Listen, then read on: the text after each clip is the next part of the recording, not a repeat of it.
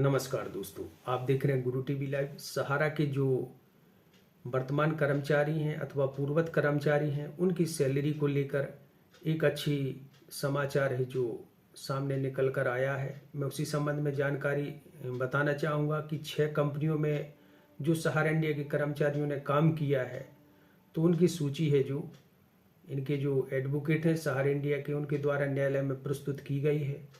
और उसमें क्या जानकारी है मैं आपको बताना चाहूँगा। सर्वप्रथम ये है कि सहारा सेबी के मामले में सुप्रीम कोर्ट में नई अंतरिम अर्जी, कर्मचारियों की बकाया वेतन भुगतान की मांग। सहारा समूह से जुड़े बहुचर्चित मामले में सुप्रीम कोर्ट में एक अंतिम अर्जी आइए दायर की गई।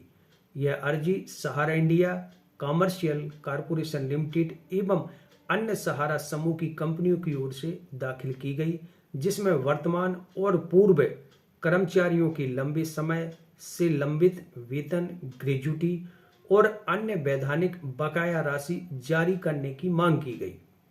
यह आवेदन भारतीय प्रतिभूति एवं विनिमय बोर्ड सेबी बनाम Sahara India real estate corporation limited एवं अन्य से जुड़े अवमानना मामलों में दायर किया गया है। मामला सुप्रीम कोर्ट की सिविल अपील संख्या 9813/2011 तथा उससे संबंधित अवमानना याचिकाओं के अंतर्गत विचाराधीन है। 13 नवंबर 2025 को ई फाइलिंग हुई अर्जी। जी हाँ दोस्तों, 13 नवंबर को यह है जो अर्जी प्रस्तुत की गई, याचिका प्रस्तुत की गई।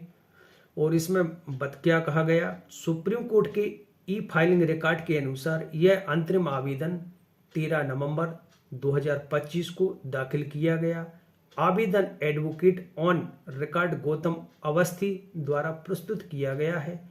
मानवीय आधार पर वेतन भुगतान की मांग।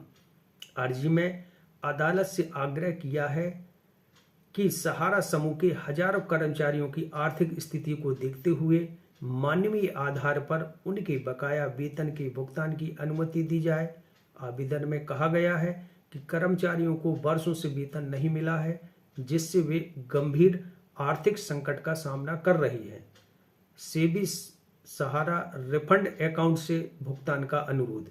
आवेदन में सुप्रीम कोर्ट के पूर्व आदेशों का हवाला देते हुए कहा गया है कि यदि सहारा समूह की संपत्तियों की बिक्री से प्राप्त राशि सेबी सहारा रिफंड अकाउंट में जमा की गई है, तो उसी खाते से कर्मचारियों को उनका बकाया वेतन दिया जा सकता है। अदालत पहले ही स्पष्ट कर चुकी है कि ऐसी स्थिति में कर्मचारियों को मूल वेतन के साथ 12% वार्षिक साधारण ब्याज भी दिया जा सकता है। हजारों करोड़ों रुपए का वेतन बकाया। दस्तावेजों के अनुसार सहारा समूह की विभिन्न कंपनियों में कार्यरत लगभग 16,000 से अधिक वर्तमान और पूर्व कर्मचारियों का कुल बकाया वेतन करीब 10 अरब से अधिक बैठता है। बताया गया है कि सहारा समूह के कर्मचारियों ने अब तक लगभग 13,000 करोड़ रुपए सेबी सहारा रिफंड अकाउंट में जमा किए हैं। टीडीएस जमा न होने से कर्मचारियों को आयकर विभाग का नोटिस।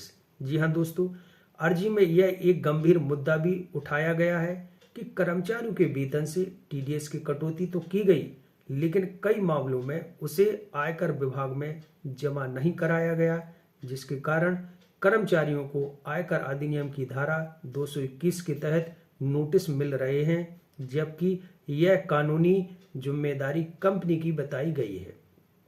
आवेदन के साथ समर्थन में शपथ पत्र, कर्मचारियों की पहचान, बकाया राशि की विस्तृत सूची, आयकर विभाग द्वारा जारी नोटिस की प्रतियां तथा ईमेल के माध्यम से की गई अग्रिम सेवा का प्रमाण पत्र भी संलग्न किया गया। कर्मचारियों को सुप्रीम कोर्ट के फैसले का इंतजार है। इस नई अंतरिम अर्जी के बाद सहारा समूह के हजारों वर्तमान पूर्व कर्मचारियों की निगाहें अब सुप्रीम कोर्ट के आगामी आदेश पर टिकी हैं। यदि अदालत से सकारात्मक आदेश आता है तो कर्मचारियों के लिए वर्षों बाद बड़ी राहत साबित हो सकता है। जी हाँ दोस्तों, यह एक जो आइए लगा हुआ है उसकी जानकारी मैंने आपको है जो पढ़ के सुनाई। और यह मामला मात्र 6 जो कंपनी है सहारा इंडिया की, उनके कर्मचारियों से जुड़ा हुआ है। और इसकी मैं कुछ डिटेल आपको बताना चाहता हूँ। सर्वप्रथम इसमें जो अमाउंट 13,000 करोड़ रुपए बताया गया है, और सभी को पता है कि सहारा सेबी खाते में 15,000 करोड़ से की राशि ज़्यादा जमा हो चुकी है। तो यह जो अमाउंट बताया गया है, इसमें एक मतभेद है जो सामने निकल कर आता है। दूसरी ओर सहारा इंडिया की 6 जो कंपनियां, सहारा इंडिया कमर्शियल कॉर्पोरेशन लिमिटेड, सहारा इंडिया फाइनेंशियल कॉर्पोरेशन लिमिटेड, सहारा क्यूसाब यूनिक प्रोडक्ट रेंज लिमिटेड, सहारा इंडिया ऐप, सहारा प्राइम सिटी, सहारा वेलफेयर फाउंडेशन, ये 6 कंपनियां हैं। इनके कर्मचारियों की सूची दी गई है, और इसमें सक्रिय कर्मचारी बताए गए हैं लगभग 5,034 हैं, और जो पूर्वत कर्मचारी हैं 11,252 है। इस तरह है जो कुल कर्मचारी 16,286 की है जो इन्होंने जानकारी है जो सम्मिलित की है। और यदि सक्रिय कर्मचारियों को ग्रेजुटी हटा दी जाए तो 9 अरब से ज़्यादा का अमाउंट बैठता है, और जो पूर्वत कर्मचारी है उनकी ग्रेजुटी को जोड़ा जाए तो यह 10 अरब से ज़्यादा का अमाउंट है जो बैठता है। इसके उपरांत 12% है जो वार्षिक साधारण ब्याज भी इसमें जोड़ा जा सकता है। तो यह जानकारी दी गई, और आइए एक अंतरिम आवेदन दिया गया। अब देखना यह है कि यह आवेदन कहाँ तक सफल होता है, क्योंकि सभी की निगाहें टिकी हुई हैं। अब लेकिन इसमें एक प्रश्न उठता है कि लगभग 15,000 करोड़ रुपए की से अधिक की राशि सहारा सेबी खाते में जमा हुई है, और ब्याज समेत वह 25,000 करोड़ की लगभग हो चुकी है, और जिसमें 10,000 करोड़ रुपए सहारा सेबी खाते से है जो CRCS सहारा रिफंड पोर्टल को दिया गया है। और ये सभी को पता है कि वह राशि है जो गरीब जमाकर्ताओं की मेहनत की है, उसमें सैलरी का कोई लेना देना दूरों दूरों तक नहीं है। लेकिन यह समझ से परे है कि यह किस प्रकार की न्याय व्यवस्था चल रही है, और किस प्रकार की माननीय आधारों की दलीलें दी जा रही हैं, समझ से परे है। मानवीय आधार जो आज करोड़ों जमा करता है, लाखों एजेंट हैं, इसमें याचिका जो लगाई है या आइए लगाया हुआ है, अंतरिम आवेदन लगाया हुआ है, इसमें उसकी किसी भी प्रकार से कोई चर्चा नहीं है। सहारा के एजेंटों का कोई भी ना उनके फ्यूचर फंड की चर्चा है, ना उनकी कमीशन की कोई जिक्र है। और सहारा समूह की जो कोऑपरेटिव सोसाइटी में जो काम कर रहे हैं, जो भी उनके वर्कर हैं, उनका भी इसमें किसी भी प्रकार का कोई जिक्र नहीं है। तो यह सोचनीय बात है कि आखिर न्यायालय एक पक्षीय फैसला कैसे दे सकता है। दूसरी ओर यह जो सैलरी है, यह मुख्य रूप से है जो सहारा इंडिया को वहन करनी चाहिए, कि सहारा से भी रिफंड जो खाता है उससे देना उचित होगा। यह आप स्वयं समझ सकते हैं। यह तो खुलेआम है जो गलत ही है, मैं इसे सही नहीं मानता, क्योंकि सहारा सेबी खाते में जो पैसा डला हुआ है रियल एस्टेट हाउसिंग का है, जो गलत तरीके से कंपनी द्वारा है जो निवेश कराया गया था, जिसके तहत यह संपूर्ण आज परेशानी से सभी लोग जूझ रहे हैं। क्योंकि सैलरी मिलनी चाहिए, मैं भी समर्थन करता हूं, लेकिन सहारा इंडिया को उसके लिए अपनी एक अलग पहल करनी चाहिए, और इसके लिए पहल करते हुए उनका भुगतान देना न्याय संगत होगा। यह नहीं कि मात्र 15,000 करोड़ रुपए कुछ जमा अपने सहारा सेबी खाते में किए हैं, और ब्याज समेत 25,000 करोड़ रुपए हो चुका है, और मेंबरों का 1 लाख करोड़ से ऊपर का अमाउंट अभी पोर्टल पर है जो दावा किया जा चुका है, जिसमें डेथ मैच्योरिटी नहीं है, डबल मेंबरशिप का पैसा नहीं दिया जा रहा है, क्यूसाब कमर्शियल के भुगतान बाकी हैं। तो ये जो पैसा है मुख्य रूप से किसको मिलना चाहिए, वह गरीब निवेशकों को मिलना चाहिए, न कि सहारा के कर्मचारियों को। अगर सहारा के कर्मचारियों को वेतन मिलना अति आवश्यक है, लेकिन इसकी व्यवस्था सहारा इंडिया को स्वयं करनी चाहिए।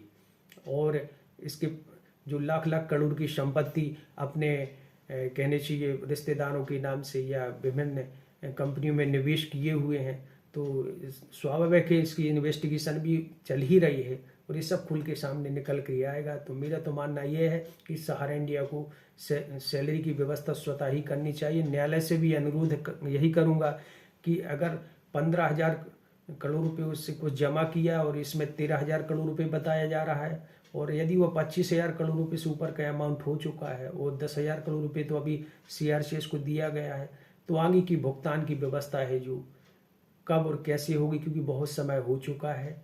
और मैं यही चाहूँगा कि आपकी सैलरी मिले, लेकिन न्याय संगत रूप से मिले। और सैलरी हेतु मैं पुनः यही कहूँगा कि सहारा इंडिया को व्यवस्था अलग से करनी चाहिए, और हर चीज़ आप उसी में सहारा से भी अकाउंट में डाल देंगे तो फिर जमाकर्ताओं का पैसा कैसे मिलेगा। आज 2-2 वर्ष हो चुके हैं और बहुत से जमाकर्ता ऐसे हैं जिनको भुगतान नहीं मिला है। Under process scrutiny in progressive star multipurpose cooperative society की 75% मेंबरशिप इनवैलिड है, उनका भुगतान कैसे होगा। तो ये बहुत प्रकार की समस्याएं हैं जिनका समाधान अब न्यायालय के हाथ में है। अब देखना ये है कि न्यायालय सहारा इंडिया को इस भुगतान कराने के लिए, क्योंकि यदि ये पूरे एजेंटों और कहना चाहिए इनके कर्मचारियों को यदि भुगतान कर दें तो मुझे लगता है कि जो राशि सहारा से भी खाते में जमा हुई है वह भी कम पड़ेगी। लेकिन खैर वह बात दूसरी है। फिलहाल में यह है कि यह राशि इन लोगों को किस प्रकार और कैसे मिलेगी, यह न्यायालय के हाथ में है। अब देखना यह है कि माननीय सर्वोच्च न्यायालय किस प्रकार का निर्णय सुनाती है। यदि जानकारी अच्छी लगे तो वीडियो को लाइक व शेयर करें, चैनल को सब्सक्राइब करें। जय हिंद, जय भारत।